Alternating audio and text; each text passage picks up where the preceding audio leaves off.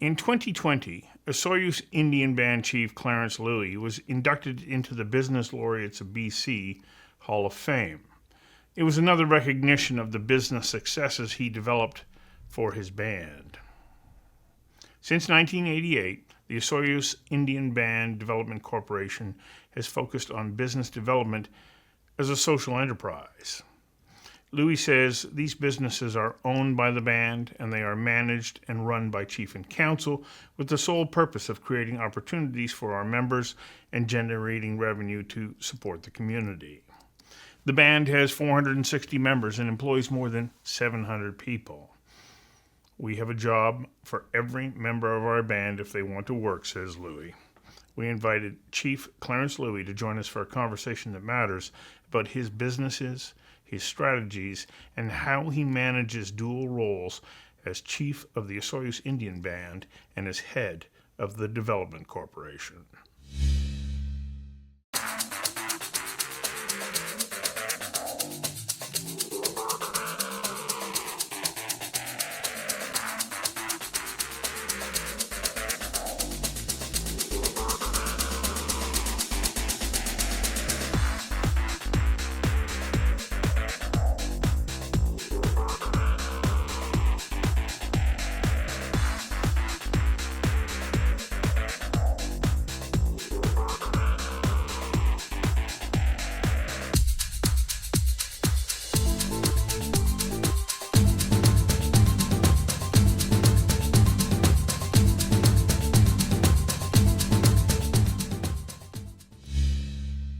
Chief Louie, welcome.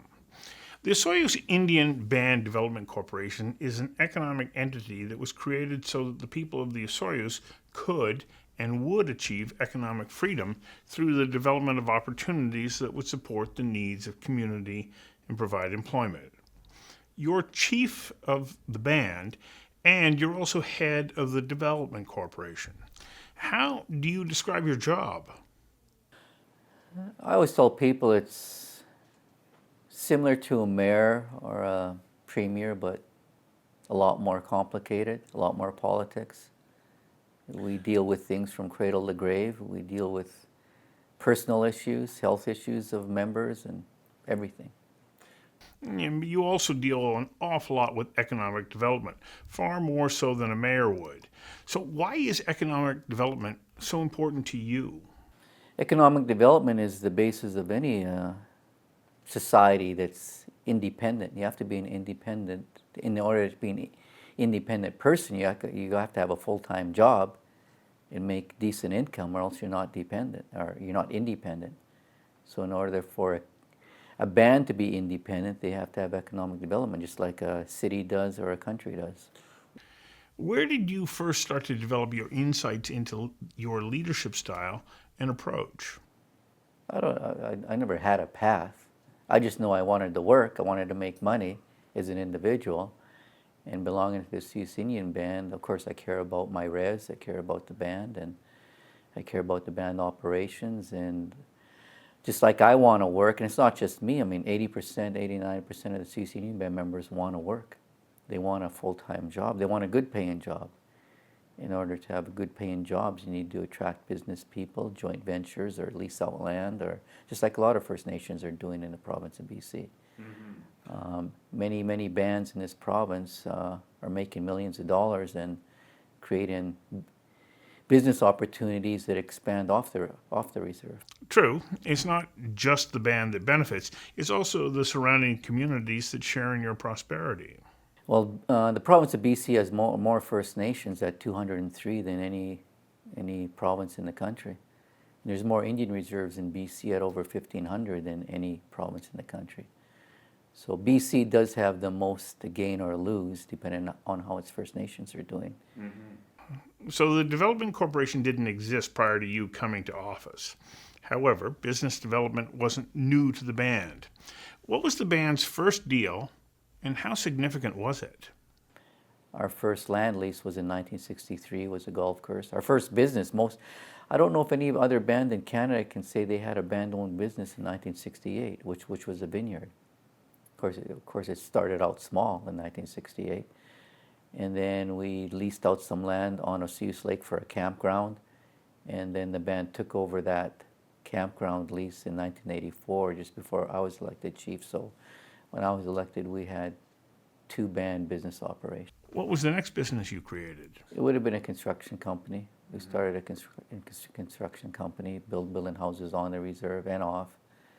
Of course, we branched out into a lot of land leases, and one of the best land leases was done before my time in 1980, and that was the Brights Winery, which turned into the Vincor Winery, which turned into Consolacious, and now it's Altera Wines.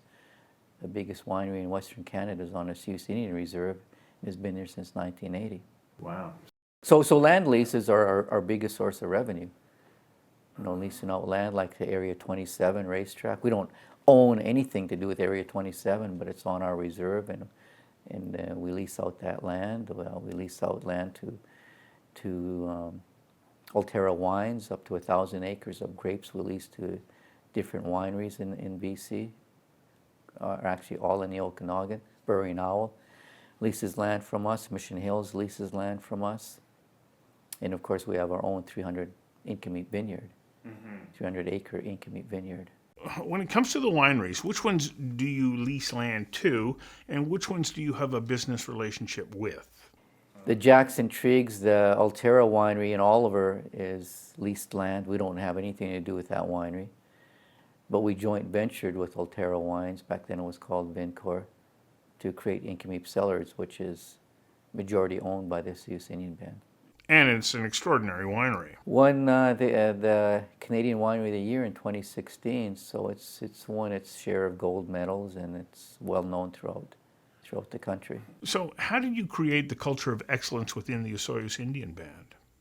Well, in any sort of business ventures, we have multiple. We're involved in tourism, recreational properties, residential, commercial, industrial properties, leasing land out for vineyards. You have to have a team of people. It's not one person. It's not just the chief and council. You have to surround yourself with some good advisors and have some key staff on the economic development side that know how to put projects together, know how to put joint ventures together. It's always a team of people. On the reserve, economic development is always done as a team, not one or two individuals do it. Well, a team also means you have a succession plan. Yeah, and we have some some of the ladies on council now, we have some good council members now, and they're, I'd say younger, they're a lot younger than me in their 30s. So, you know, there's always a cycle of leadership that happens in every community. And I see the younger people coming up, and we have some good hard workers here. But still, the hardest workers are the old timers. Nobody can work harder than those that are in. We have people in their 70s and 80s that can outwork anybody in their 20s. Mm-hmm. You know, they have perfect attendance, and they want to work 7 days a week, let alone 5 days a week. When you spoke at the Junior Achievement Business Laureates Hall of Fame dinner, you said the most important element of leadership is to create opportunity for your constituents. Why is that essential? Well, every elected person, whether they're chief and council or whether they're elected at the municipal level, at the provincial level, you have a window of time. I mean, I'm elected every 2 years. Some people are 3 years or 4 years. When you're elected, you should want to move the yardsticks. You should want to improve the quality of life of your people, whether it's your citizens, your constituents, or your people, whatever you want to call them. And that's what I want to do. You know, you have to raise the bar, you have to improve the quality of life of your people, and that costs money. Everything costs money. From cradle to grave, everything costs money. Spirituality costs money. Cultural programs cost money. Education, health, they all cost. Is the province of BC, and any municipality knows, every roads and water services, everything costs money. So the Osoyoos Indian Band, we got to start making more and more of our own money. And so every year we look for business opportunities, because that's where the money comes from, is business opportunities, and land leases and joint ventures, and the Osoyoos Indian Band starting its own companies. And congratulations on being inducted into the Business Hall of Fame. However, I note you say your introduction isn't just you, it's your team. Well, unlike most people that get inducted into the BC Business Hall of Fame, I'm not an individual entrepreneur. Right. I don't own any of these companies. I never put any of my own money into these companies. As chief of the Osoyoos Indian Band, I work for the Osoyoos Indian Band. It's a democracy. I don't get to make all the decisions, even as CEO. It's the chief and council. There's a council of 6 people. They have to get voted in by the majority of the Osoyoos Indian Band members. So our corporation is different than say, Jimmy Patterson's or somebody else's. Jimmy gets to call all the shots. Here at Osoyoos, I don't get to call all the shots. I have 1 vote, and I can easily be, and half the time I am outvoted.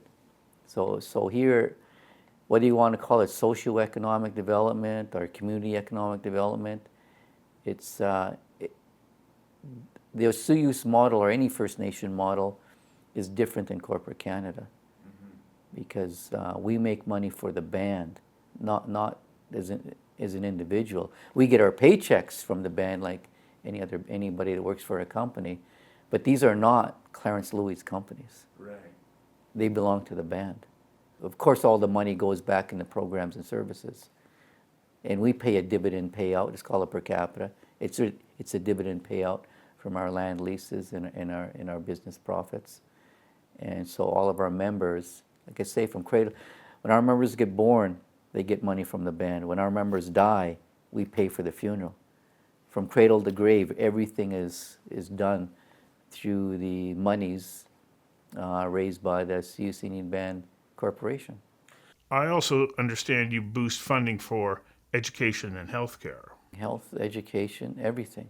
Because Indian Affairs never gives any band enough money to provide any program and service on any res. So that's why here we have, we pay a higher monthly check to our students than most bands do, because we supplement that income. We supplement what Indian Affairs, that's small monies that Indian Affairs gives us for education, even for health. I mean, the Osoyoos Indian Band dollar goes into 50 different programs. That dollar is broken up 50, 60 different ways. Health, recreation, education, elders programs, youth programs, any sort of social service program you can think of. Buying wood, donations to minor hockey, to every little thing you can think of. Anything a parent pays for, that's what the Osoyoos Indian Band pays for. Wow.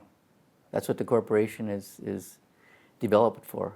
It's not just maximizing and making money and to be put into individual people's bank accounts. It still goes into their bank accounts through a check, but also through all the other programs and services. As a result of the work and decisions made by Council over the past 5 decades and the ensuing economic upturn, how has this improved the quality of life for people of the Osoyoos Indian Band? I would think the quality of life on a Osoyoos Indian Reserve is better than most reserves. And it's not just Osoyoos. I could name a whole bunch of bands in BC that can put up their hands and say, we're making millions of dollars and we're creating thousands of jobs. There's a lot of bands in BC doing that. But there should be more. The sad fact is the majority of bands in BC out of the 200 don't have a good quality of life. But we're lucky here in Osoyoos with our location. And we're lucky that even before me, we had chiefs and councils that wanted to lease out land and develop businesses. That was before my time. And so our people and our youth and our buildings that we have, we put a lot of money into our schools, our daycare, and our community buildings. And our quality of life here in Osoyoos, I think, is just as good as off the reserve. And that's why it should be for all these other First Nations.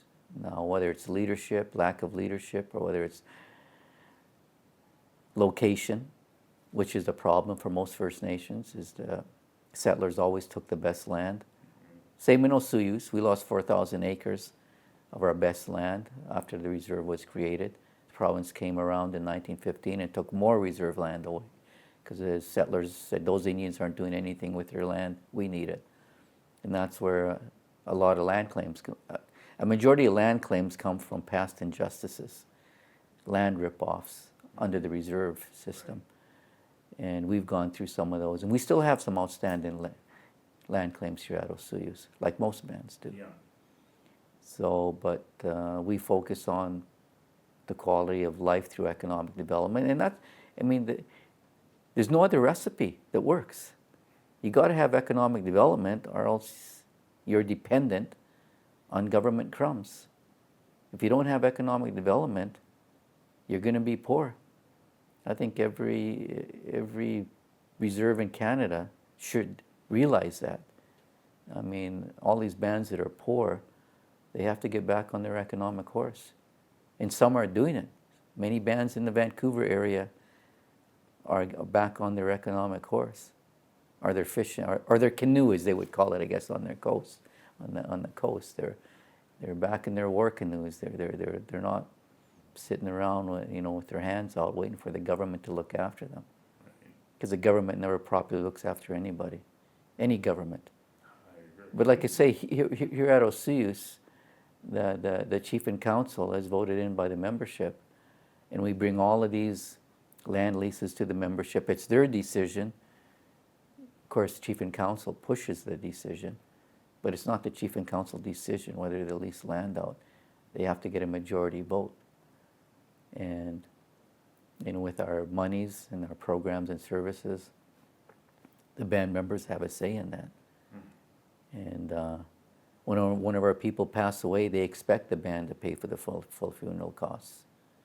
And because we have economic development, we don't have to fundraise or to have some funerals like they do on some reserves where they're so poor that they can't afford to bury their people properly, or can't afford to look after their kids properly, or their daycares properly, or whatever it may be.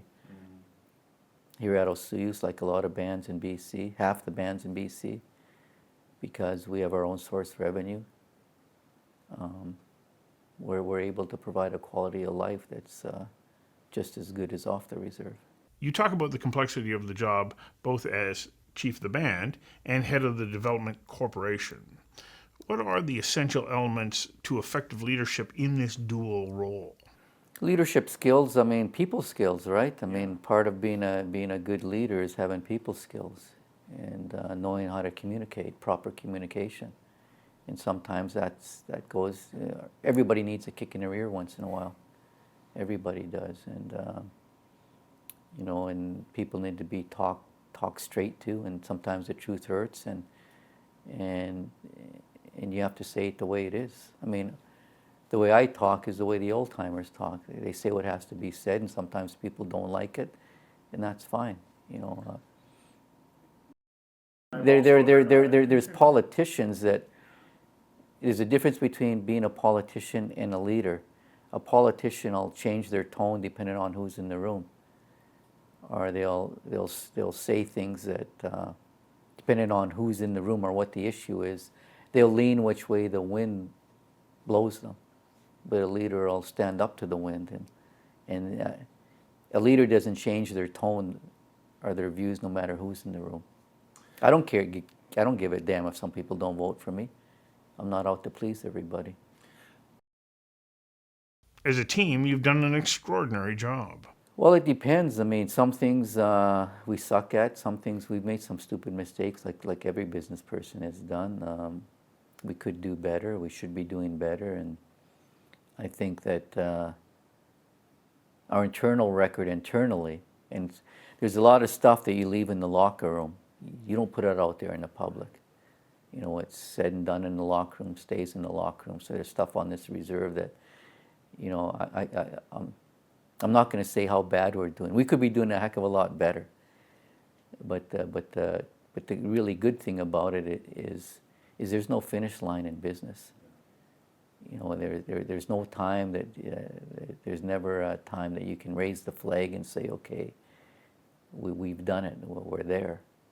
There's no finish line in business, and entrepreneurs and business people realize there's no finish line. And you carry the ball as far as you can carry it, or raise the numbers, or look at the stats, and get the community or the band stats up there as high as you can take them, and you hope the next council that comes around and the next group of Osoyoos Indian Band members raise the bar even more. You use a number of sports metaphors, and I know you are a lifelong athlete. So why is sport so important to you? It's competition, and business is competition. And there's a scorecard. I love that about sports. There's a scorecard, and we should have a scorecard. I always say the band scorecard should be the number of jobs it creates, those wages in those jobs, that they be a decent salary or a decent hourly wage, and that the amount of money the band brings in, and that money is put towards opportunities. I don't have a love of money. I have a love of opportunity for the Osoyoos Indian Band. On that note, have you and council been able to create opportunities for every member of the band? Every band member that wants a job has a job, but we got a group of lazy asses, as the old timers call them. People you could pay $100 an hour, they still get their ass fired because they drink and drug too much. Or they're just what the old timers call lazy asses, are the lazy ones. But we have more jobs than we do band members. We have over 1,000 jobs on this res, and when you're talking 550 people, we have people in Texas. We have people that were adopted out. They live in Winnipeg. Every band member that wants a job has a job. Wow. I know the corporation is involved in a joint venture or two, and you also generate revenue from land leases, and you also own and operate a number of businesses. How many businesses does the corporation own? We have about 14 band-owned businesses. Wow. We have a cement company, gas stations, golf course, forestry operations, campground, recreational vehicle park, residential leases, commercial leases. Yeah. And what about the prison? Again, that's not our prison. Often people think, how's your prison going? It's not our prison. It's a provincial prison. They just happen to be, it's the first time a prison's ever been leased on Indian Reserve land in this country. It's not our prison, but there's 300 jobs there. It was our biggest land lease ever. The build out there was over 200 million. We got a big, that one land lease paid off our total industrial park. So our industrial park's totally paid off by that one provincial land lease. Which, and I razz the white guys that work there. I played hockey with a lot of them. Told them, I bet you never thought you'd be coming on the reserve to go to work, and that you get your paycheck from something on the Osoyoos Indian Reserve.